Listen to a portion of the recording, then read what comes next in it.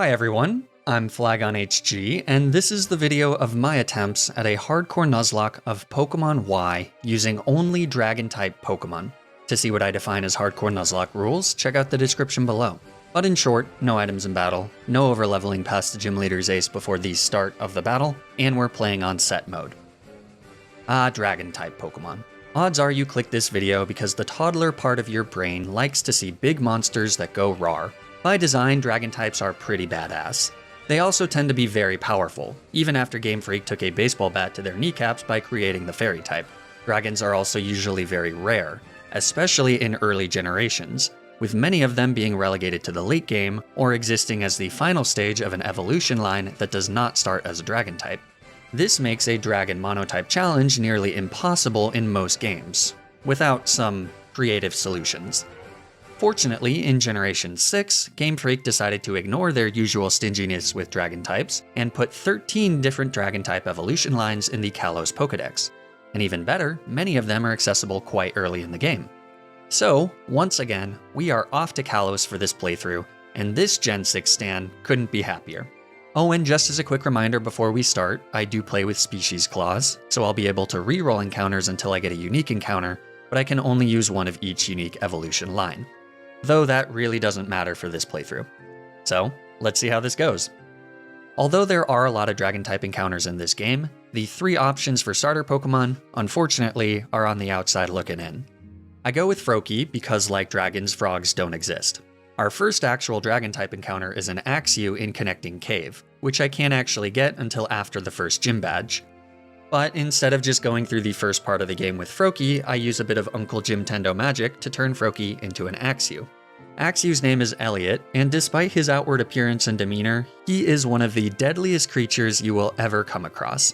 Once Elliot gets to level 10, he learns Dragon Rage, a move that always does 40 damage, which is essentially a 100% instant kill button at this point in the game, since very few Pokemon have more than 40 HP. So all I have to do is point Elliot in the right direction and watch as his rage relentlessly consumes foe after foe. He is truly unstoppable, a force of nature that knows nothing but violence. In his veins where blood once flowed, there is now only hate. Like the fire that rains down on his helpless enemies, his hate consumes him without mercy. I watch, partially in horror, partially in awe, as he tears through his opponents without an ounce of regret, completely aware of the havoc that he wreaks. It matters not whether it's a battle against a gym leader or just a helpless wild Pokemon that was in the wrong place at the wrong time. They all fall to the ruthless being that is more machine than man. Level after level, Elliot's trail of carnage grows longer and longer. If violence was to ever be considered a work of art, this would be the damn Sistine Chapel. But nothing gold can stay, and eventually, well after the first gym badge is obtained, our enemies become too bulky to go down to a single Dragon Rage. Though by that point, Elliot has learned Dual Chop, which is an 80 base power Dragon type move, so he's still able to mow down random trainers like little blades of grass. At around this point, I get to Ambret Town, where I can revive a Tyrunt from a Jaw fossil. I named Tyrunt after one of the most powerful dragons in the history of pop culture. I can also head to Route 8 and catch a Bagon. I wanted to wait until after I caught Barney so that I would have 2 Pokemon to sponge attacks with, because Bagon can be quite difficult to catch. But I end up just catching her with a single ball. I name her Saphira, and just like that, we have 3 Dragon types before the second gym. Since Pokemon X and Y are notoriously easy, especially when it comes to the gym leaders, I've recently decided to play these games with an extra rule where I can only bring the same number of Pokemon as the gym leader uses. So, since the second gym leader, Grant, only uses 2 Pokemon, I can only bring 2 Pokemon as well. And because I accidentally overleveled Barney after having him bulldoze a horde of Seviper, the 2 that I bring are Saphira and the murder machine Elliot. Grant leads with Amara, and I accidentally lead with Saphira instead of Elliot. Whoops, that's not a great start. Saphira manages to hit a critical hit Rock Smash into Amara, which leaves him with a Sliver. Then he paralyzes Saphira with a Thunder Wave. On the next turn, Grant heals his little long neck, and then Saphira gets fully paralyzed, which is rough. Thinking that I'll survive at least one Aurora Beam, I stay in. But then Amara just goes for Takedown, which is great for me, until I'm reminded of Amara's Refrigerate ability, which turns all his normal type moves into ice type moves. So Saphira goes down. Given that Amara had Ice-type Takedown, which I forgot, leading with Elliot would have resulted in the same fate, so accidentally leading with Saphira ended up being the better of the two options, actually. Because Elliot is now able to come in and kill Amara with a Rock Smash thanks to the chip damage that he took from Takedown. Grant brings in his Tyrant next, but since he's part Dragon type, 2 hits from Dual Chop cleanly knock him out, winning us the second gym badge at the expense of one of our 3 little dragons. That's a tough loss, and Salamence would have been a great Pokemon for the late game. But both Tyrant and Axew are much better than Bagon, so at least for now our team is doing okay. From here, we're able to carefully maneuver our way through Geosenge Town, Reflection Cave, and even the first rival fight against Serena without any major issues. We also pick up an Eviolite in Shallow City, which is incredibly useful for giving one of my 2 Mons some much needed bulk. But then I have to head into the Shallow City gym, and against one of the mandatory gym trainers, I find myself in this pretty unfortunate position. Now, I did miss recording the start of the battle, but basically what happened is that Elliot was not able to one-shot this Pancham with Dragon Claw.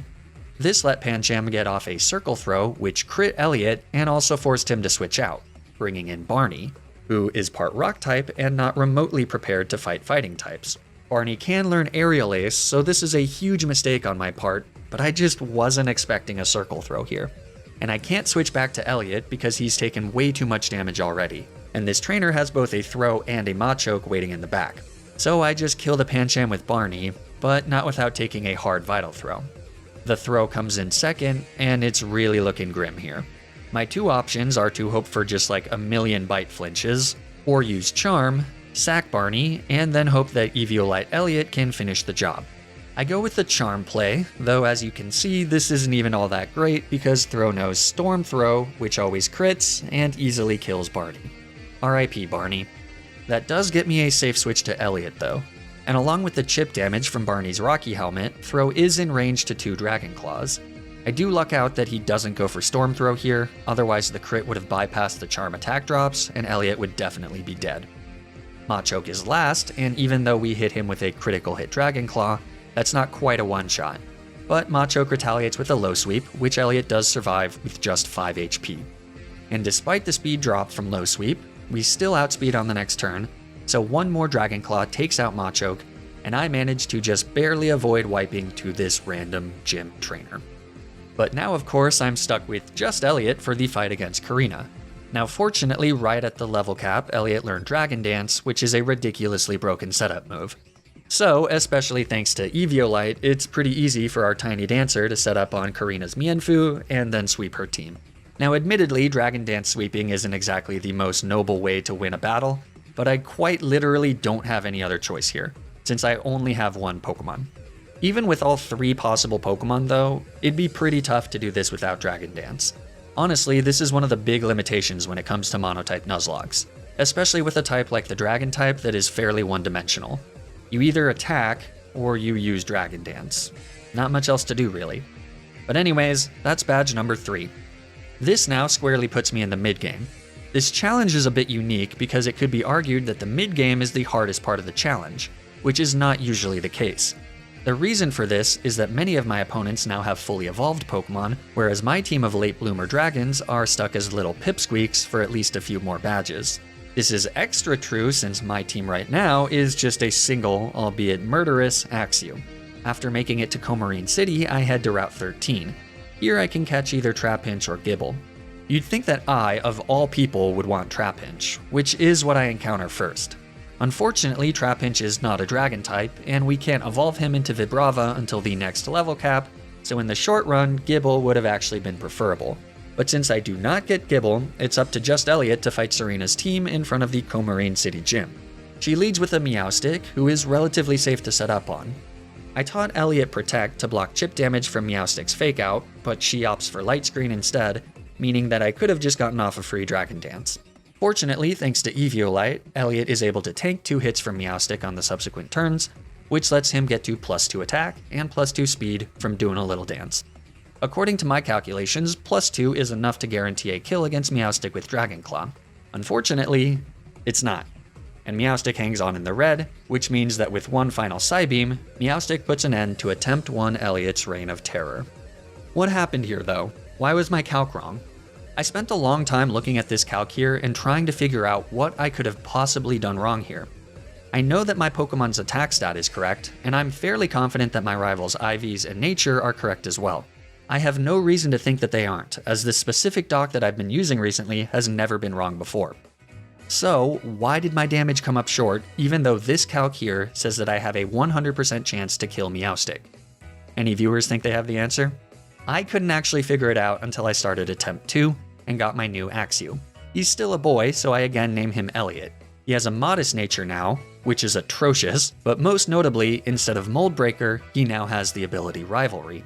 Rivalry is an ability that gives you a 25% increase to your attack stats against Pokemon of the same gender, but a 25% decrease against Pokemon of the opposite gender. It's a pretty finicky ability, helpful in some matchups, very bad in others.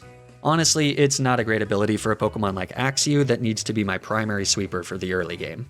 Going back to my damage calculations with Serena's Meowstic, I didn't actually specify Elliot's ability, so the calculator used Axew's default ability, which is Rivalry, not Mold Breaker. And since I didn't specify genders either, the calculator went with the default genders, which was male for both Axew and also for female Meowstic for some reason.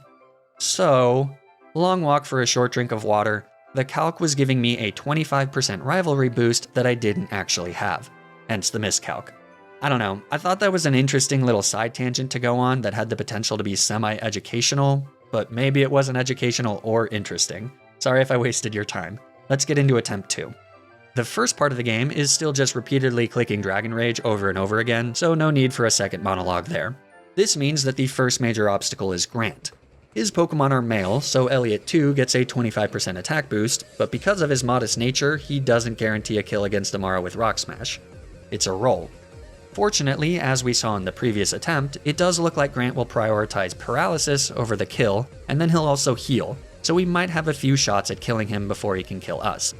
So Elliot fires off a Rock Smash, which just barely leaves Amara standing, and then he just kills Elliot with a takedown.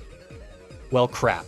Takedown recoil finishes off Amara, and then it is easy for Barney to come in and take out his evil twin with 2 bulldozes, but I'm pretty skeptical that Barney and Saphira are going to be able to defeat Korrina without our tiny dancer. And I really don't want to waste a bunch of time trying, so I just decide to reset and head into attempt 3. Now, on attempt 3, my Axew is female, so I rename her Lockheed, who I'm now only realizing is also a male character, but whatever. Since Lockheed also has Rivalry, it's actually really unideal that she's female, since a majority of enemy Pokemon are male, and we therefore get an attack drop instead of an attack boost in most of the matchups. There will be a few fights where it'll be beneficial though. Lockheed also has a naughty nature, so that's pretty solid. Barney, who is still male, also has an amazing attack boosting nature, so that's pretty sweet. And then there's Saphira, who is still female, and still kinda just sucks. Okay, time for Grant round 3. Because Grant's Pokemon are male, the 25% Rivalry decrease means that, yet again, Lockheed is not strong enough to get the one-shot against Amara with Rock Smash. However, Barney should be, barring a very, very low roll. So, for hopefully the last time, we hit Littlefoot here with a Rock Smash, which does indeed get the one-shot. Evil Twin Tyrant comes in and again gets bulldozed to death, letting me clear the second gym without a single death for the very first time. It's always great to be 4 pages into a script and still be writing about the second gym. I seem to have somewhat underestimated this challenge. Though if I manage to get past the first 5 badges or so, some of my dragons will be fully evolved, and then their raw powers should be able to more or less carry me through the rest of the game. And now that we have 3 Pokemon going into Shallower City, getting to that point seems to be a lot more doable. Especially because Saphira is able to evolve into Shelgon at level 30. And with Eviolite, she's fairly defensively bulky. And for some reason, Shelgon gets Aerial Ace, which lets Saphira do decent damage to the Shallower City gym trainers, which are just objectively harder than the gym leader herself. Take, for example, Roller Skater Rolanda, who has a Sock. Easily one of my least favorite Pokemon. These things are never not a problem because of their sturdy ability. This one also knows Counter, so instead of going for Aerial Ace with Saphira on turn 1, I go for Bite to break Sturdy and not risk big damage from a counter. So on the second turn, now that Sturdy is broken, I go for an Aerial Ace, but that doesn't quite kill this stupid Muppet reject, who now goes for a counter, which kills Saphira. Whatever. Salamence isn't that good of a Pokemon anyways. It's not like it has phenomenal stats, fantastic coverage, and one of the best abilities in the game. It'll be fine.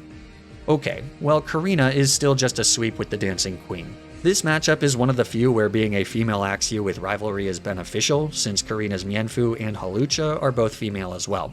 Her Machoke is male, but by getting off another Dragon Dance for free when Korrina heals, we're able to ensure that he goes down in one shot as well. Easy stuff, that's badge number 3. Being female is also beneficial when fighting against Serena. Well, kinda. Her Meowstic is female, but her Absol and Quilladin aren't. More importantly though, I did some research and learned that you can get the TM for X Scissor from Azure Bay, which gives Lockheed a super effective move into all of Serena's Pokemon. This time, Serena's Meowstic does start with a Fake Out, proving that she is a dirty cheater that predicts my moves. But after that, we tank a Disarming Voice, and then get off a single Dragon Dance. This now lets me outspeed and one-shot Meowstic with an X Scissor. Absol is next, so I hit him with a second X Scissor, but that obviously leaves him with a Sliver since he's male, meaning he gets off a nasty bite. I'm worried about a critical hit Quick Attack here, so I switch to Barney, who instead tanks another bite. His Rocky Helmet finishes off Absol though. So last is Quilladin. I hit him with an Aerial Ace, and then Barney gets hit by a fairly hard Needle Arm. The Rocky Helmet gets some meaningless chip damage, and then on the next turn, Barney finishes off Quilladin with another Aerial Ace. So with that, we've got our furthest attempt. Afterwards, I head to Route 13 and see which encounter I get. Again, it's a female Trapinch, so I name her Ridley and she goes into the box until I can figure out how to beat Ramos. But I'm not just gonna set up with a bunch of Dragon Dances and sweep. Where's the fun in that? All of Ramos's Pokemon are male though, meaning that Lockheed will be starting at a disadvantage, so I will have to come up with something. Ramos leads with Jump Pluff. He hits an Acrobatics against Lockheed, which we tank reasonably well thanks to Eviolite. We do set up one Dragon Dance here, but no more Dragon Dances this battle, I promise. Because on the next turn, I use Swords Dance. Yeah, I don't know how I come up with these amazing strats either. After tanking yet another Acrobatics, Poison Jab just kills Jump Pluff. Go-Goat is second, and since we now are at +3 attack, he goes down to a single Poison Jab as well. And then Weepinbell is last and falls to a run-of-the-mill Dragon Claw. So that wins us the 4th gym badge in decisive fashion. With the new level cap, I can now evolve Ridley into the part Dragon Type Vibrava. So yet again, we've got a team of 3. And Ridley is a great third teammate to have since it's a quick trip to the next gym fight against Clement and his electric types. Clement does have a Magneton though, which is very threatening since they know Mirror Shot. Even with an Eviolite, Ridley isn't particularly bulky, so Mirror Shot will do a lot of damage and potentially drop our accuracy. Plus with Sturdy, Magneton can't go down to one shot, even with a ×4 super effective ground type move. Fortunately, Clement leads with an Emolga, which can be exploited to make Magneton much less scary. I lead with Barney. Thanks to his high physical defense and resistance to flying type attacks, he baits Clement's Flying Rat to use Volt Switch. And thanks to Barney's rock typing, this baits in Magneton to hit him with a super effective Mirror Shot. But he's not going to get the chance to do that, because I nail him with a Bulldoze on the switch. Predicted, Clement. This triggers Magneton's Sturdy ability, which causes Clement to waste a few turns going for Hyper Potions. I mean, I guess it's nice that he uses both of them here instead of later. After a few turns, a final Bulldoze finishes off the most problematic of Clement's Pokemon. Heliolisk comes out next, but he doesn't have much to damage Ridley with, who comes in for free on a Thunderbolt. On the next turn, Heliolisk does some light damage with Quick Attack, and then takes a hard hit from Bulldoze. Ridley has to tank another Quick Attack on the next turn, but then a second Bulldoze finishes off the Geico mascot. Good ol' Sky Possum comes out last, so I drop some rocks on his head, which does good damage, and causes a flinch. So one more Rock Slide knocks him out on the next turn, winning us the 5th gym badge. With 5 badges, the level cap jumps up to level 42, meaning that at long last I can evolve my little baby dragons. At level 39, Barney evolves into the fearsome Tyrantrum, our first fully evolved dragon type. Lockheed also evolves into Fracture at level 38. Although she's not fully evolved yet, Fracture is still a big step above Axew, so we'll be able to pack much more of a punch. With these new powerhouses, the Route 14 fight against Serena that normally results in me burying one of my teammates becomes an absolute breeze. No point in dwelling on it. After that, I can head further into Route 14 and catch a 4th team member, a Goomy, one of God's most beautiful creations. Look at her, absolute perfection.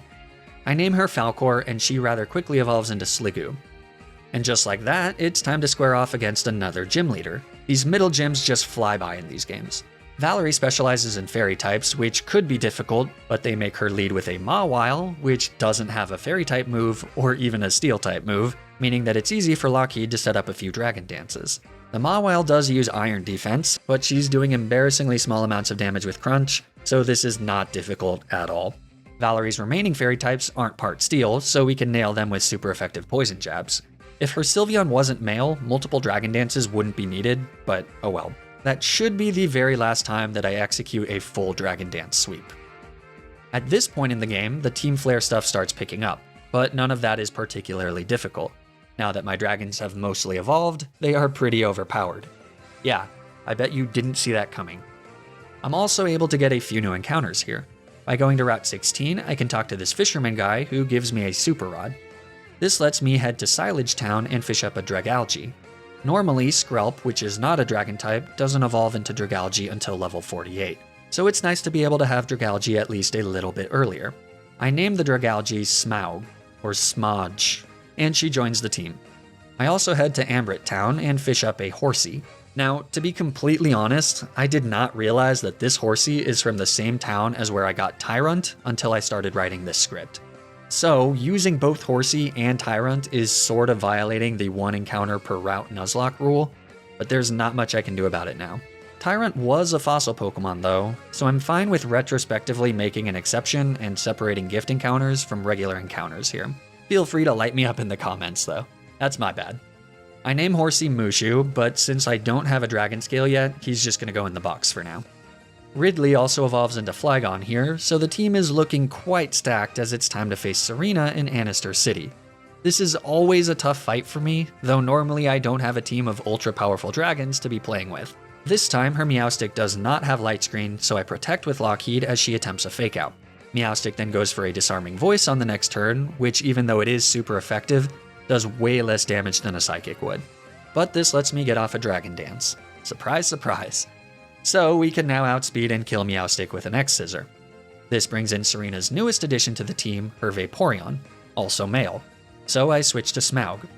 Vaporeon does have Aurora Beam, but Smaug has monstrous special defense and Black Sludge, so she's able to wall Vaporeon pretty well and clap back with Thunderbolts. Vaporeon also refuses to use Aurora Beam again for some reason, opting at one point to instead just use Quick Attack, which activates our Poison Point. Sometimes I really can't believe I ever lose Pokemon to Serena. She's so bad. Vaporeon falls after a few more turns, and then Serena brings in Absol. So I switch to Mega Barney, who gets hit by a hard critical hit Night Slash. Rocky Helmet takes a sixth of Absol's health, and then on the next turn, we outspeed and kill him with a Dragon Claw. Last is Chestnut, so I switch back to Smaug, who resists both of his stab moves.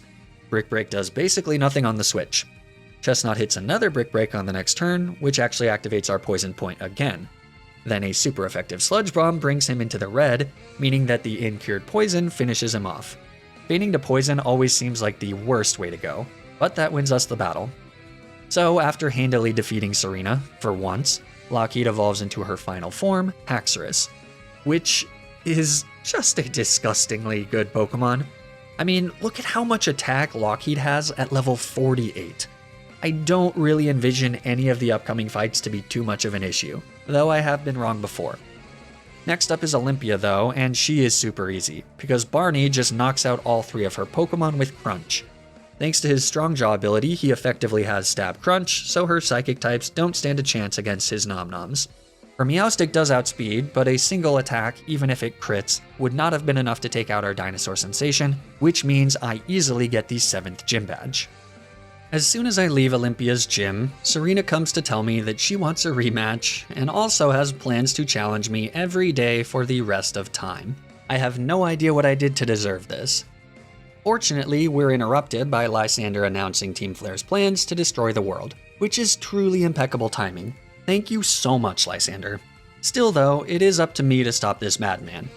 After defeating one of his more bizarre-looking henchmen, I'm given the option to press one of 2 buttons. One button will activate the Doomsday device, and the other will deactivate it.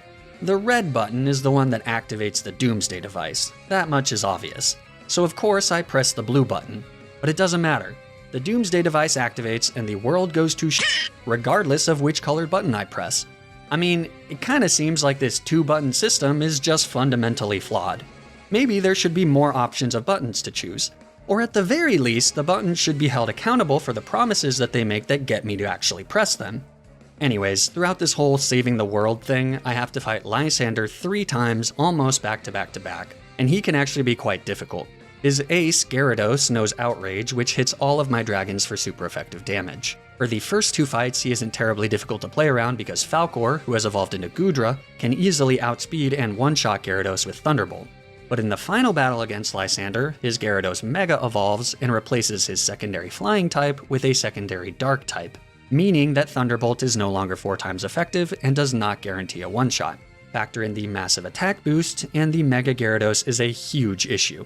The solution I come up with is to equip Falcor with a Habanberry, which halves the damage from a single super effective Dragon type move, meaning that she'll be able to survive an Outrage and kill Gyarados with 2 Thunderbolts. What's annoying about this solution is that in order to get Habanberries, I have to find them through natural objects in battle.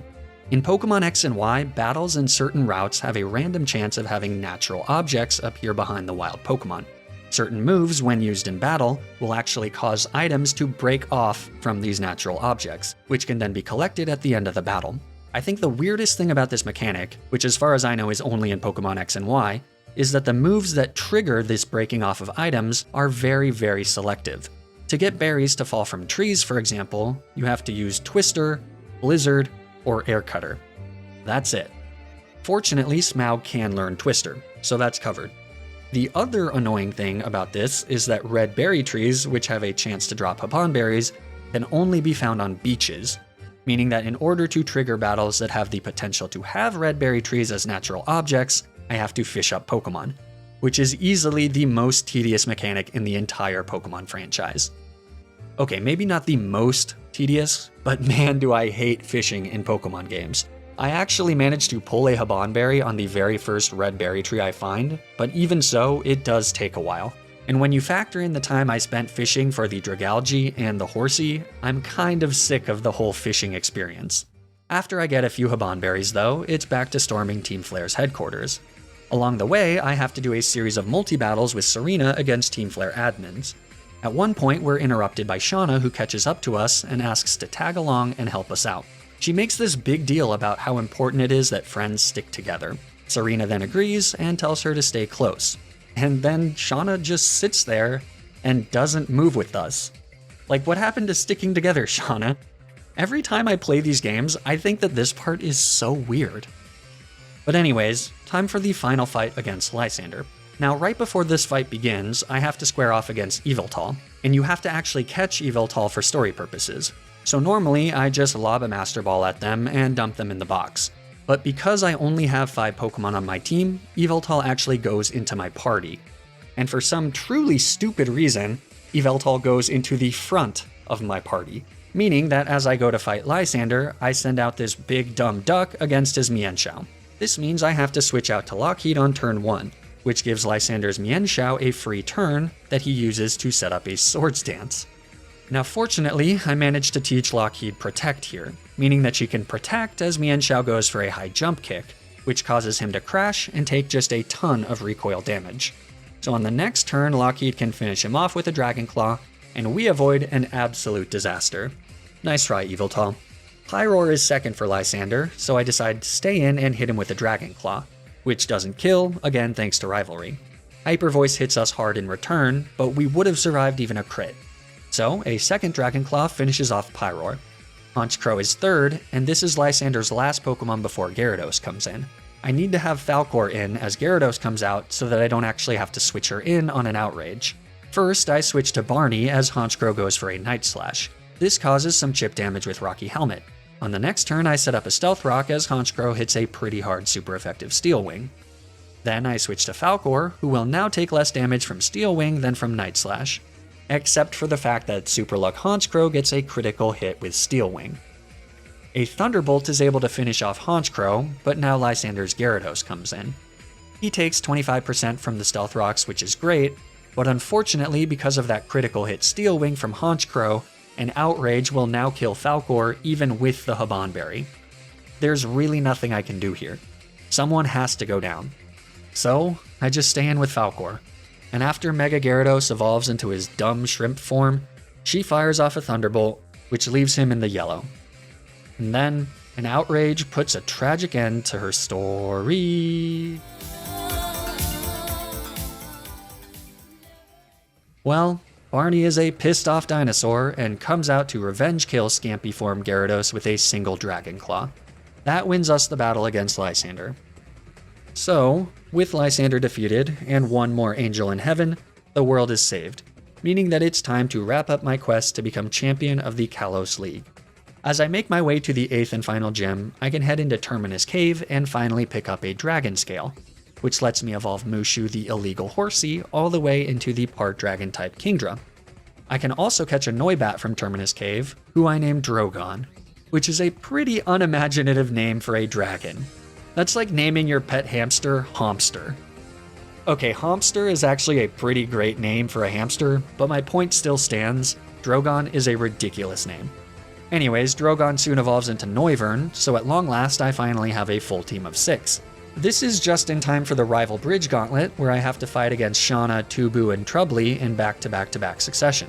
But this ends up being pretty easy since Lockheed leads and sweeps through most of their Pokemon without any real problems, so we can just skip that.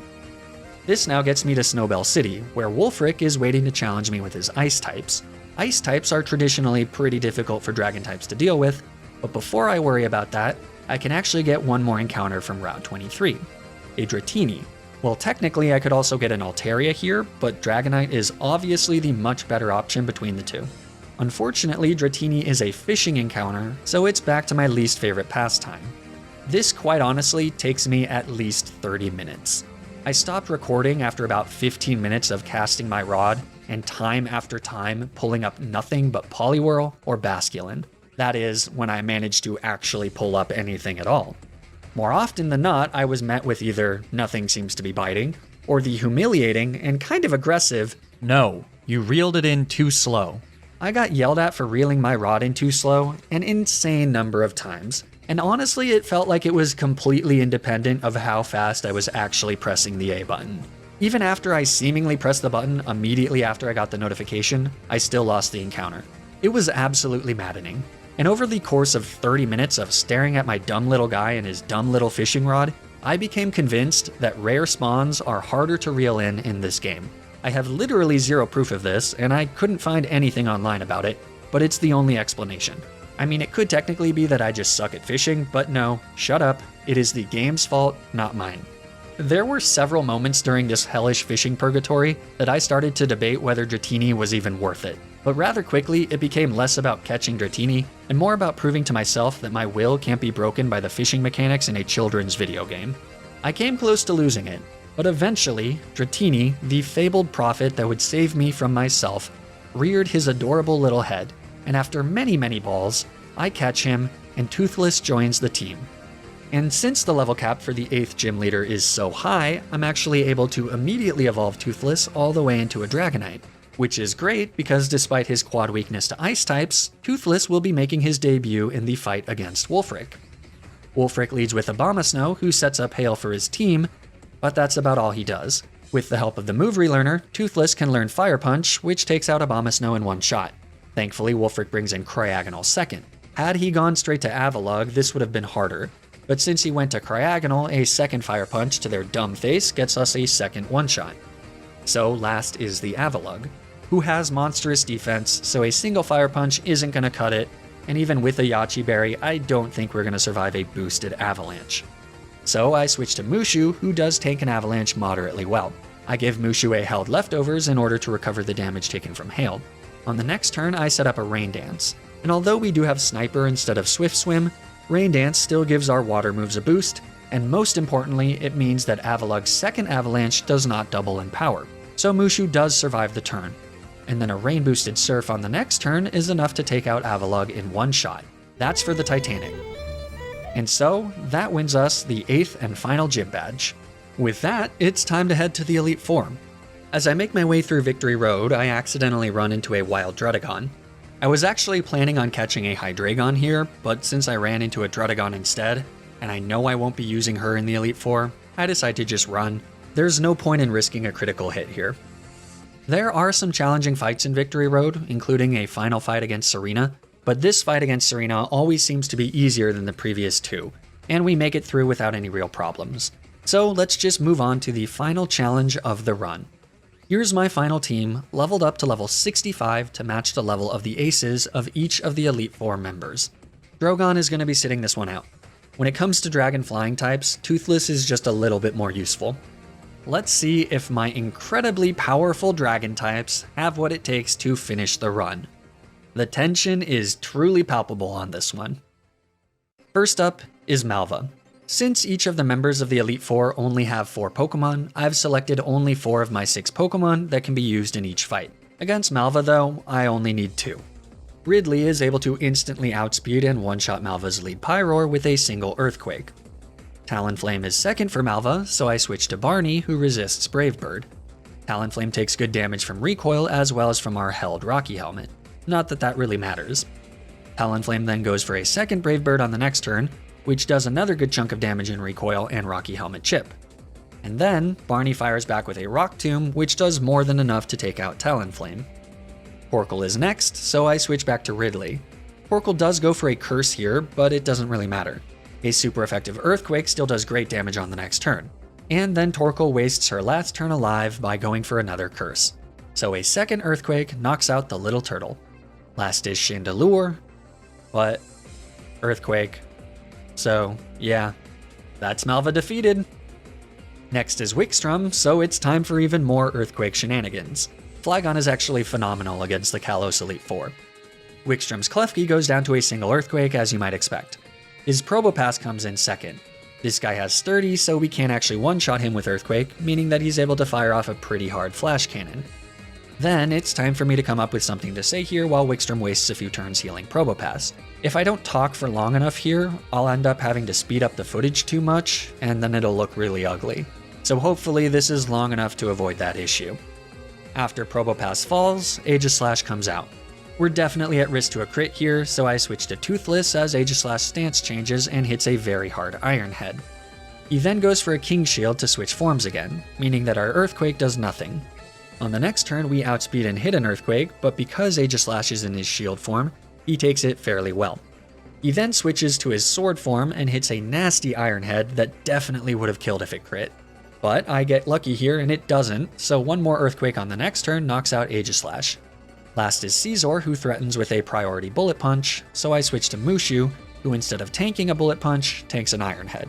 A Surf does good damage into Caesar, who then fires back with a pretty strong X-Scissor. But one more Surf knocks Caesar out on the next turn, and wins us the fight against Wickstrom. So third is Drasna, who also has Dragon types. But since her Pokemon are female, and Lockheed is really not a girl's girl, this is an easy sweep with Rivalry boosted Dragon Claw. Lockheed outspeeds Dragalge and Altaria and takes them out with a single Dragon Claw apiece. Noivern is faster, but since we have a Haban Berry, we'd survive a Dragon Pulse, though she ends up just going for Super Fang, which misses. So she falls to a Dragon Claw without getting off any damage. Last is Druddigon, who we obviously outspeed and one-shot with a Dragon Claw, netting us a super easy victory over Drasna. Last for the Elite Four is Siebold, who actually is kind of an issue. Most of his Pokemon have ways to hit all of my Pokemon for super effective damage, and his Pokemon are quite bulky, so if it were to go wrong somewhere, it would be here. He leads with Clawitzer, and I lead with Toothless. Clawitzer knows Dragon Pulse, and I can't one-shot him, so Toothless has to be holding a Haban Berry here. This lets him safely get off a Dragon Dance, though even with the Haban Berry, Mega Launcher Dragon Pulse does a ton of damage here. But on the next turn, thanks to the Dragon Dance attack boost, Thunder Punch kills Clawitzer. Gyarados comes in second.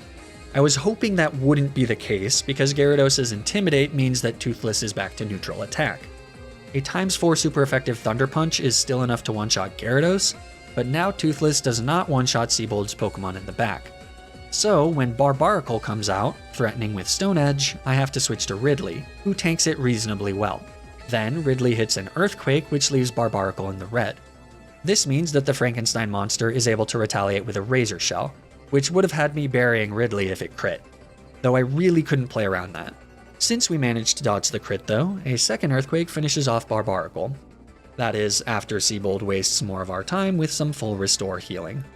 Thank goodness I remembered to restore Earthquake PP, or this would have been a big problem. Starmie is last, so I gotta switch to Smaug as they go for a Dazzling Gleam. Thanks to Smaug's special defense and recovery from leftovers, we tank the hit quite well. Starmie then goes for a Light Screen, which kinda sucks because it means that Thunderbolt really doesn't do much damage. Though at least Black Sludge has now brought Smaug back to almost full HP. So on the next turn, Starmie hits a very nasty super effective Psychic, and then Smaug hits Starmie with a Toxic. So now it's time for some clever Toxic stall, since Smaug is not surviving another Psychic here. We don't have Protect though, so I have to switch to Mushu as Starmie goes for another Psychic. Mushu takes the hit pretty well, especially with leftovers, and then the poison damage whittles away at Starmie. Mushu now baits Dazzling Gleam, so it's back to Smaug, who takes the Dazzling Gleam pretty well, and then Toxic racks up more damage against Starmie. Then it's another switch to Mushu on another Psychic. This turn of toxic damage leaves Starmie with just a sliver. But because they're faster than Mushu, I need to make one more switch back to Smaug, who tanks one more Dazzling Gleam, and then Starmie finally falls, winning us the final Elite Four fight. So, all that's left is the fight against Champion Diantha. And if this is not your first time watching a Flag on HG Kalos run, you know what's coming. Diantha is always overwhelmingly easy. So to compensate for the total lack of dramatic tension, which is even more true in this Dragon Type only playthrough, it's Paper Puppet time. Diantha leads with her Hawlucha, so I lead with Mushu. To kick things off, Hawlucha goes for a Swords Dance. Pretty shameful that Diantha is trying to get away with a setup sweep. Dishonor. Mushu kills Hawlucha with a single Ice Beam. Diantha then brings in Goodra. So unfortunately, this is where the road ends for Mushu. He fires off a Dragon Pulse, which does great damage into Goodra, but it's not enough to one-shot, meaning that Goodra retaliates with a Dragon Pulse of her own. But Mushu actually survives. He lives to fight another day, so a second Dragon Pulse kills Goodra. Now Tyrantrum comes in, and since he has atrocious special defense, a single Dragon Pulse kills him as well, bringing Mushu's champion kill count up to 3. But for these last few turns, Mushu has been on borrowed time, and now he has to pay up. Aurorus is 4th and threatens the rest of my team with Blizzard, so there's no safe switch here. So Mushu hits a hard surf, but it's just not hard enough, and Aurorus hangs on with a sliver. Then, a Blizzard finishes off our mighty dragon. But Mushu's sacrifice will be remembered, and it will not be in vain, because Lockheed comes in next. Diantha heals Aurorus with a full restore, but even at full HP, he doesn't survive a Brick Break from Lockheed.